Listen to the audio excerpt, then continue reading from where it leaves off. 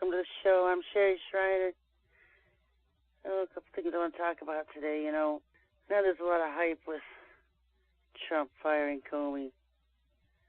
I thought he did that last month.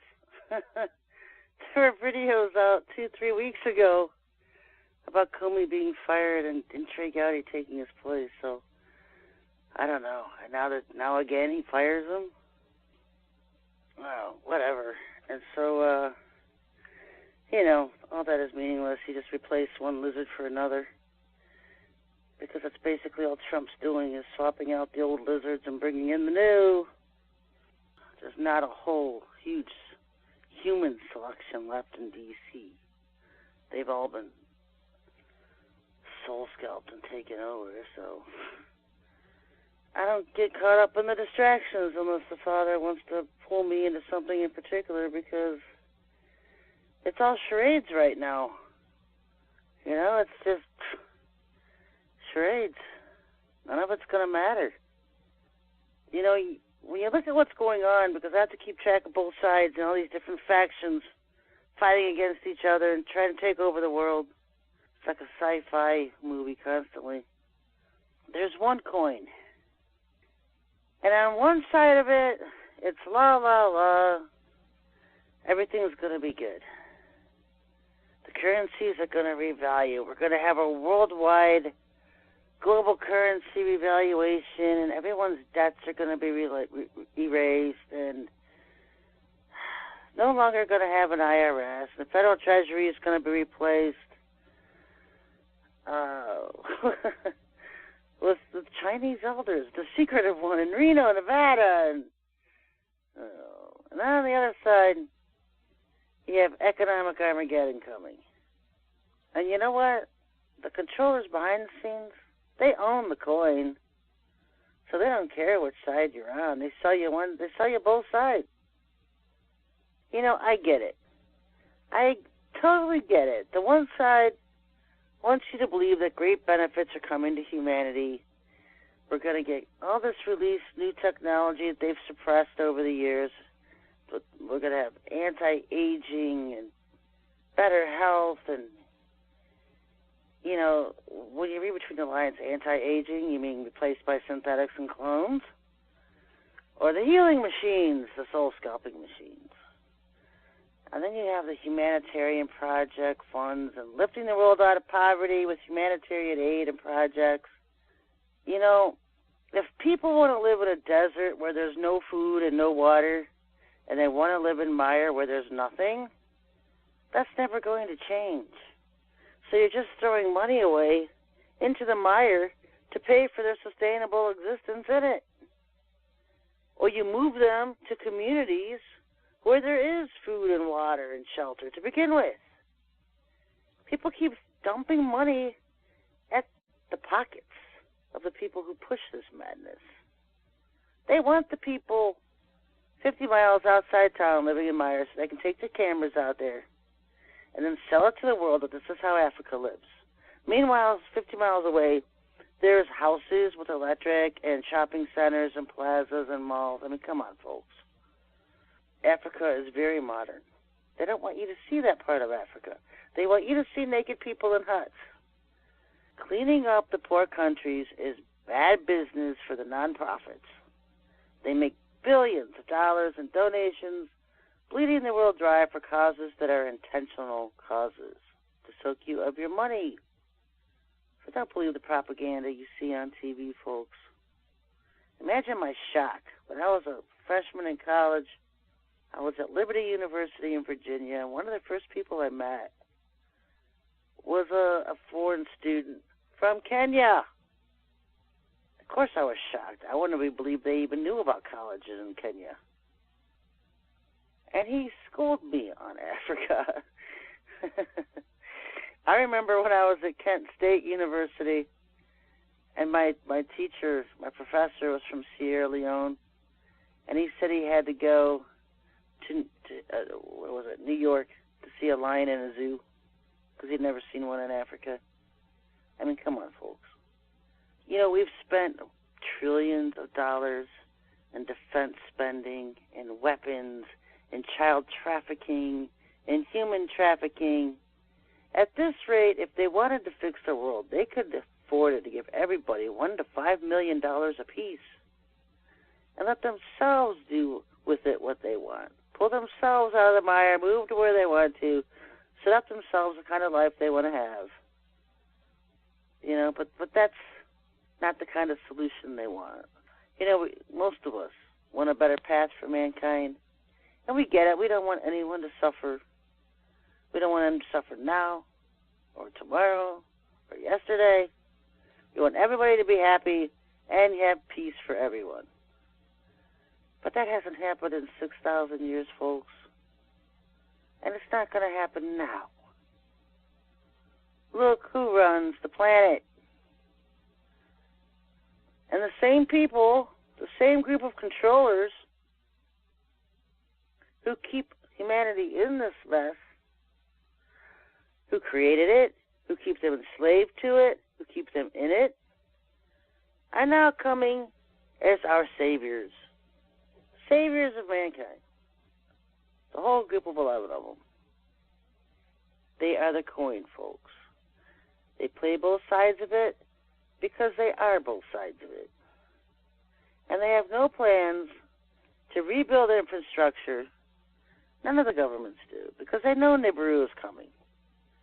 They know a pole flip is coming. They know upheaval is coming. They're not going to pump billions of dollars into anything. You're kidding yourself. They want you dead. They don't care the squalor you live in or the aging of our cities. They want you dead. We're just cattle to them. How many farmers build pristine barns for their cattle? They put a roof over their heads and enough to keep them alive and give them enough food to fatten them up for the slaughter. We're just cattle, folks. Cattle. Anyway, I remember doing Bible codes on the 6th seal, the big earthquake that's coming back in the early 2000s. And I was questioning back then, is this a literal earthquake or is this an economic earthquake? Because that's what it looked like in the codes, because basically what happens is when you do have a worldwide earthquake, it may as well be an economic earthquake because it's going to collapse. Global economies are going to collapse at this point. They're going to fall in default to the following destruction. So you are literally going to have both. That's why I was seeing it back in the early 2000s and wondering, even to the code, maybe it's an economic earthquake. Maybe it's not a physical one at all. Maybe it's economic because they were so bothly aligned together. Despite, and I hope people, they reap the rewards of a global currency evaluation. You get everything you want and all that. I wish no ill will against anybody. Take your money and go buy a mountain, dig a cave, and help everybody else get to the mountain and dig their caves. Because that's what you need, folks. You need caves. You need to dig in. You need to get out of the cities and dig into the mountains somewhere. And people will have a chance to do that with a little bit of money in their pockets. And if they don't, they're stupid. Because let me tell you something. There are whole armies of giants and creatures coming. That's the abyss. They're from space, the far end of heaven. Joel chapter 1 and 2 talks about these army, the mighty men from the end of heaven, a northern country. He's talking about waste space, folks. And they're giants. And they're coming. And there's going to be chaos here. Because they're coming to destroy and feast on mankind. And at the time when they arrive, there will be no sunlight. It will be dark, hazy, gloomy. And at that point on, the days on our earth the daylights are going to be shorter. And the nights are going to be longer. Now, a lot of people misinterpret that in the Bible as saying that days will be shorter, meaning the days themselves literally will become shorter. That's not true. If there's 1,260 days for the 144,000 sealed down to prophesy, the two witnesses arrive and they begin their ministry for 1,260 days, it's going to be 1,260 days, not 987 or whatever. When it talks about the days being shorter, it means the literal sunlight. Because when you look at the judgments of the trumpets and the bowls, the daylight gets shorter. The sun gets smitten. The sun. Not the calendar, the sun. And we go by a 24-hour calendar. It will still be 24 hours. It will just be a lot less sun during the day. Our earth is going to start to get very dark. And the problem is most people, besides not being prepared for this, don't even believe it's going to happen to them. The Father was telling me this morning, when I was going over things, it's like the light bulb going off. The bulk of people, and I'm talking to you, churches, the bulk of you, the bulk of the churches, the bulk of the people will be here when these things begin to take place, especially at the beginning. And the beginning isn't pretty, folks. Christians are going to be here when these invasions begin. You're going to be here. Because the Church of Philadelphia, the group of Christians the Father loves, described in I think it's the 6th church of Turkey in Revelation chapters 2 and 3. It talks about the 7 churches. The Church of Philadelphia, which represents the churches found without God that he loves, that he's going to protect from that hour of temptation that comes upon the whole world. The hour of temptation is when the mark of the beast is enforced. Okay? They will be protected from that, and so we call it a rapture. They'll be raptured off the earth. But they will be here for all the events leading up to that point. So they're going to be here during the Joel invasions and the locust invasion of Revelation chapter 9. They're going to be here. So how do we protect ourselves until then? You know, back in the day, the Jews were told to put blood on the doorposts, and the destroyer angels would see it and pass by their homes. Remember the plagues, Moses in Egypt? And the last plague was when the firstborn in every family was going to be struck down. So Moses was commanded to tell the people to smear blood on the doorposts, and they would be protected from that. And so the people listened to Moses, and they smeared blood on their doorposts, and the angels, the death angels, the destroyer angels, passed by those homes and only struck down the firstborn of each family that didn't have the blood on their doorposts. In this day, when I sought the Lord on how to protect ourselves, he led me to Orgo. He taught me how to make it. We've been getting it out. And the places that have it will be protection areas from the coming giants and creatures. So it's up to you, folks. Sit on your butts and do nothing and expect God to take care of you. And he's going to say, I already told you what to do. And they're not listening, and they're being stubborn and hard-headed. And guess what? You will be eaten. Because the Father has already told us how to protect ourselves from these creatures and these beings that are coming. And Yah's faithful have been busy surrounding their homes and their areas with the weapon he gave us to use. Now, isn't it a lot easier to make Orgo than sacrifice a cow or whatever it was and smear their blood on the doorpost? People think the Father should just wave his magic wands and protect them because I ask him to. He's telling you what to do. Just like he told the Israelites what to do. Don't you think he could have protected his own people back then? No, he told them to put blood on their doorposts. When they went to war, he gave them a method of winning that battle. When they went to Jericho, they marched around it 10 times and blew the trumpets. The walls came crumbling down. He always had a method and a way to win each battle. He didn't just sit back and do nothing and say, okay, I'll take care of it. He told them what to do, and they did it. They were faithful. And he's telling us what to do. And there's only a handful that are faithful. I would say probably about 4,000 people, if that many, have made or bought organ and are ready for what's coming. My directions are on the site. You can learn to make it yourself. You know, if the currencies do reevaluate, and I hope they do, be wise, folks. Don't build mansions, dig out bunkers, dig out caves in the mountains, dig in and get prepared, and have your own water source. You can't kill these creatures that are coming with guns. Guns and bombs are not going to kill them. But they won't go where they can't breathe, or where the air agitates them, or where the Father tells them not to go, because they are avengers from the Father. He's the one who's sending them to earth. And he will tell them, when you feel this energy, this orgone energy, which is a living energy, do not go in that area. Or if you feel it burning, do not go in that area. Those are my people, and they're being protected. You know, people laugh, but I'm telling you, I see this in the codes all the time, because one of the reasons they're so angry about the orgone war isn't just because it burns and destroys and crashes their ships.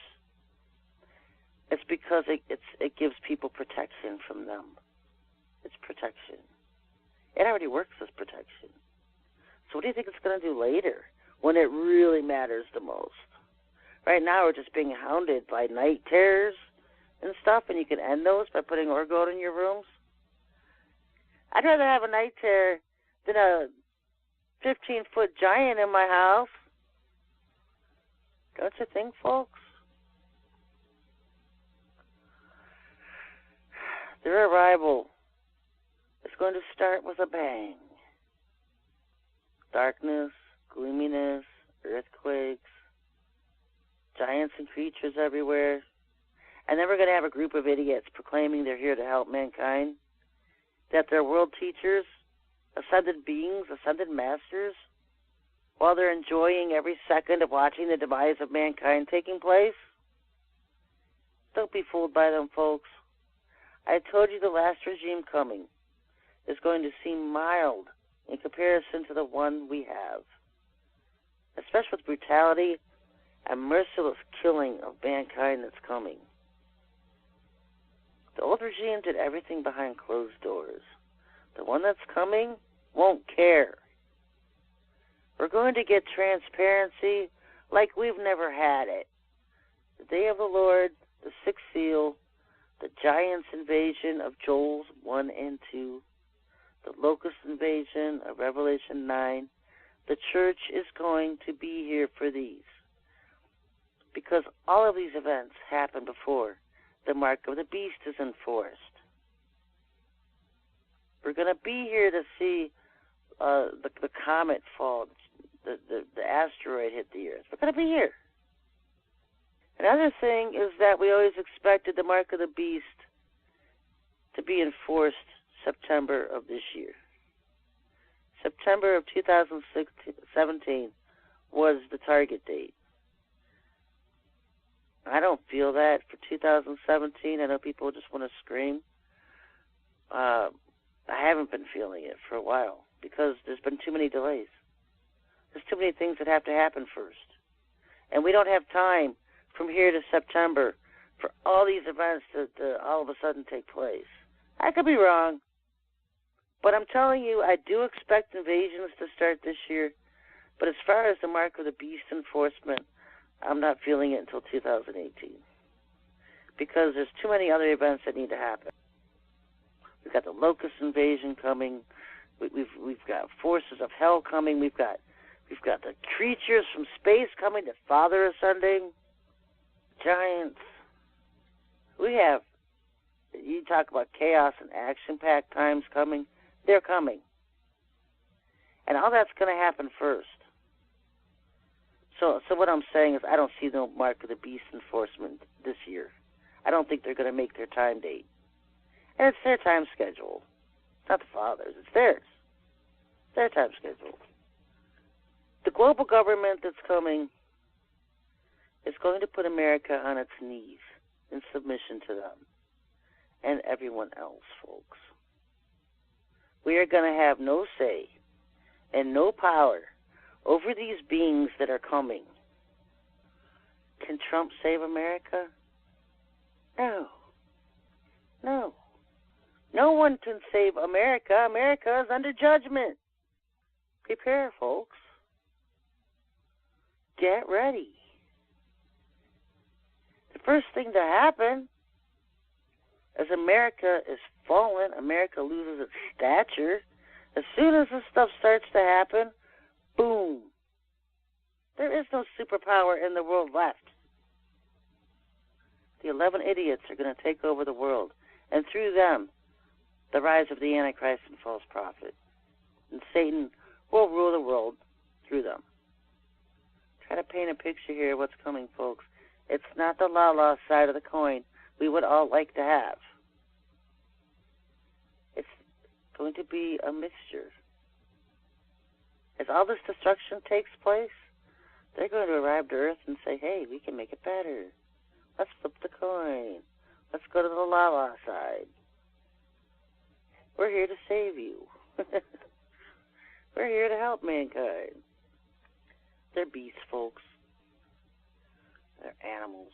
It's exactly what the Father calls them, because it's exactly what they are. So we are not heading into prosperity, folks. We are heading into economic gloom and doom. If you want to waste your time watching videos to learn something online, sorry, but the gloom and doom has it, because that's what's coming. It may be good for a few people for a short while, but then boom. Boom. I don't know, the first thing you think of is when I get rich, I'm going to get my passport, I'm going to leave the country. Where are you going? Where are you going? Everybody's going to be on the same level field of destruction and despair. There's no oasis anywhere to run to. Especially when the Father is targeting the wicked for destruction. Why do you think he's sending all these giants and mayhem? He's going to tell his people, stay in your homes and don't leave them. And he's already given that warning. You know, they claim 3 days of darkness is coming, then they say 7. They don't know how long. But the Father is telling you, stay in your homes. Because in the darkness and in the fog and in the haziness is where all the wicked's going to be, and they're going to be hunting down the wicked and destroying them. People seem to forget that the tribulation period is Father's time to destroy and come out and judge the wicked. He's coming after the wicked. Yeah, they're coming after us. But he's going after the wicked. And wherever they are, he's going to hunt them down with these creatures and destroy them. So stay away from the wicked. There's a heads up. Which are the targets. Anyway, time's already up. I have so much good news for this week. I'll be back on Friday. Till then, everybody, God bless.